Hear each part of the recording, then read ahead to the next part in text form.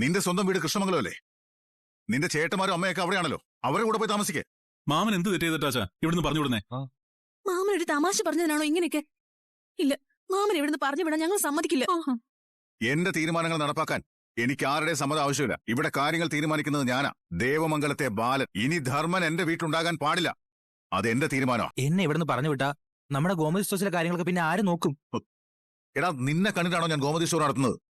കാശ് കൊടുത്താലേ ഗോമതി സ്റ്റോർ ജോലിക്ക് എനിക്ക് ആളെ കിട്ടൂടാ. അതിന് നീ തന്നെ വേണമെന്നില്ല. ഇവനെ ഞാൻ ഇങ്ങോട്ട് വിടില്ല. അത് തീരുമാനിക്കുന്നത് നീയല്ലല്ലോ. ഈ വീട്ടിൽ എന്റെ തീരുമാനങ്ങൾ മാത്രമേ നടക്കൂ.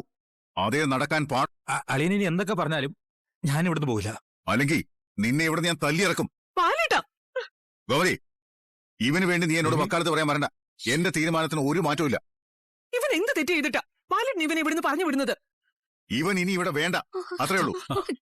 ആർക്കും വിശദീകരണം തരേണ്ട ആവശ്യം എനിക്കില്ല. എന്തിനാളി എന്നെ ഇവിടെ ഇറക്കി വിടുന്നേ? ഞാനിന് സ്വത്തിന്റെ പാതി ചോദിക്കുന്നു പേടിച്ചിട്ടാണോ? ഇറങ്ങി പോകാൻ പറഞ്ഞാൽ പൊച്ചോണം. കൂടുതൽ വർത്താനൊന്നും വേണ്ട. പക്ഷെ എന്തിനാ എന്നെ ഇവിടെ ഇറക്കി വിടുന്നത്? അതിന്റെ കാരണം എനിക്ക് അറിയണം. നീ ഈ വീട്ടിൽ നിൽക്കുന്നത് എനിക്ക് ഇഷ്ടമല്ല. അതാണ് കാരണം. നിങ്ങൾ ഇത്രയും ക്രൂരനാണോ? നിങ്ങളുടെ മനസ്സ് കല്ലാണോ? അവനെ ഇറക്കി വിടാൻ ബാലേട്ടൻ എങ്ങനെ കഴിയുന്നു? ഈ കാര്യത്തെക്കുറിച്ച് ഇനി കൂടുതൽ സംസാരിക്കാൻ എനിക്ക് താല്പര്യമില്ല. ഇവിടെ ഞങ്ങളോടൊപ്പം ഈ വീട്ടിലുണ്ടായിരുന്ന ആളാ മാമൻ. മാമൻ എന്തെങ്കിലും തെറ്റ് ചെയ്തിട്ടുണ്ടെങ്കിൽ ശിക്ഷ കൊടുക്കുന്നതിൽ ന്യായമുണ്ട്. പക്ഷെ ഇത് അന്യായമാണോ? അന്യായമാണെങ്കിൽ അന്യായമാണ്. ബാലനെ ഒരാളും ചോദ്യം ചെയ്യാൻ വരണ്ട. ബാലച്ച, ഞങ്ങൾ ബാലച്ചന്റെ കാല് പിടിക്കാം. മാമൻ ഇവിടെ ഇറക്കി വിടല്ലേ?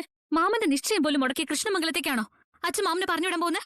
ഇവനൊക്കെ നെഞ്ചിൽ ഇവനെ പറിച്ചറിയാൻ പറയുന്നത് പോലെ ഇവനെ ഇവിടെ ഇറക്കി വിടുന്നത്. നിന്റെ ചേച്ചി, എന്റെ മക്കളും എന്റെ മരുമക്കളും ഒക്കെ ചേർന്ന് എന്റെ മുമ്പിൽ നടത്തുന്ന ഈ കണ്ണീർ നാടകം കൊള്ളാം. പക്ഷെ നീ ഒന്ന് മനസ്സിലാക്കിക്കോ, ഈ കണ്ണീര് കൊണ്ടൊന്നും എന്റെ മനസ്സറിയില്ല. എന്റെ തീരുമാനത്തിൽ ഒരു മാറ്റവും ഉണ്ടാകില്ല. നീ ബാഗ് എടുത്ത് പോയ സ്ഥലം വിട്.